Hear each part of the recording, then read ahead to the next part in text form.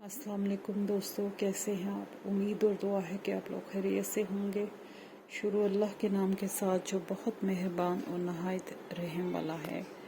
मेरी आज की वीडियो जो है जुम्मे के हवाले से है और इसमें कुछ आज का मौजू मैंने खुद ही चूज़ किया, रूहानी बीमारियाँ।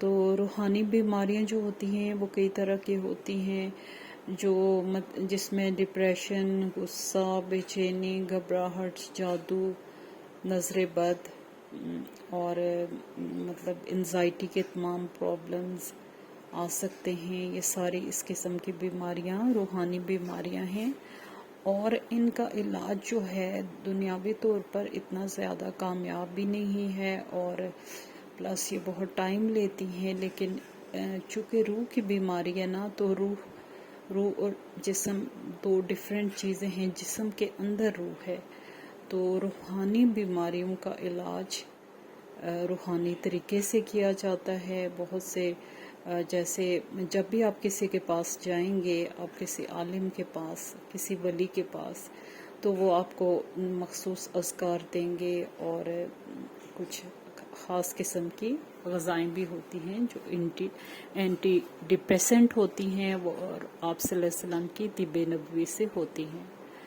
तो रूहानी बीमारियां जो हैं आजकल इस माशरे में बहुत ज़्यादा आम हैं और उनका इलाज आपके दीन के अंदर ही मौजूद है, कुरान पाक के अंदर मौजूद है। और अमूमन ये हो जाता है कि ये बीमारियां जब अपनी एक्सट्रीम हद की तरफ जाती हैं तो इंसान उस वक्त जो है वो इन कुरान, नमाज और इन चीज़ों की तरफ भी ख़ुद को इस पोजीशन में नहीं होता कि वो माइल कर सके, ख़ुद को इन अपने इलाज के लिए इन चीज़ों से इस्तेफादा कर सके। यानी कि ये बीमारियां अपनी पीक पे चली जाती हैं। तो जो ही जैसे कुछ चीज़ें होती हैं, जैसे घबराहट हो जाना, जैसे आम रूटीन में आपकी ज़िंदगी नॉर्मल चल रही हो, आपका रोने का दिल चाहता है, आप रोते हैं, आप परेशान होते हैं बिला वजह, और ये सारी और जादू और नज़र जो बरहक है। आप सल्लल्लाहु अलैहि वसल्लम ने फरमाया कि मेरी उम्मत में सबसे ज़्यादा अमवात नज़र बद की वजह से होंगी। और नज़र बद ऐसी चीज़ है, मतलब आप सल्लल्लाहु अलैहि वसल्लम ने फरमाया कि जैसे इंसान को पहाड़ से नीचे गिरा दे। तो आप खुद सोच सकते हैं कि पहाड़ से नीचे गिरना मौत के मुतरादिफ है। तो डेफिनेटली बहुत ज़्यादा जो अमवात होती हैं वो किसी की नज़र बद की वजह से भी हो सकती हैं और वैसे भी हो सकती हैं कुदरती भी। लेकिन जो है जिस चीज़ को हम लोग निगलेक्ट करते हैं वो बुरी नज़र है। हम लोग जब एक चीज़ हमारे नॉलेज में आ जाती है कि जब इंसान एक चीज़ को आजमा ले तो फिर उससे अवॉइड करना चाहिए। और जो लोग अपने बहुत ज़्यादा नुमाइश करते हैं कि आए दिन की अपनी ज़िंदगी की पार्टीज़, ये वो हल्ला गुल्ला, और अपनी हर नई चीज़ को जो है प्रमोट करना और उसको मतलब अपने सोशल सर्कल की जो है उसके अंदर लाना, शो करना, तो ये बिल्कुल भी अच्छी आदत नहीं है। जब आपके की नेमतों का लॉस शुरू होता है तो शुरू में तो आपको समझ नहीं आती कि क्या हो रहा है, लेकिन जो है फिर जब इलाज मुआवजा शुरू होता है तो उसमें भी काफ़ी टाइम लग जाता है और धीरे धीरे करके तो ज़िंदगी कभी सेटल डाउन हो जाती है और कभी नहीं हो पाती। तो दोस्तों, जो ये जादू और इस तरह के होते हैं, ये बिल्कुल जहालत की वजह से माशरे में हमेशा से रहे हैं और किसी न किसी सूरत रहते भी हैं। तो जब हम इन तमाम चीज़ों का इलाज ना कुरान पाक में मौजूद है, हमें चाहिए कि हम कुरान पाक को तर्जमे के साथ पढ़ें, और क्योंकि ये हमारी हदायत के लिए किताब है और हमें इससे हदायत लेनी है। और कैसे लेनी है, इसको समझ के लेनी है।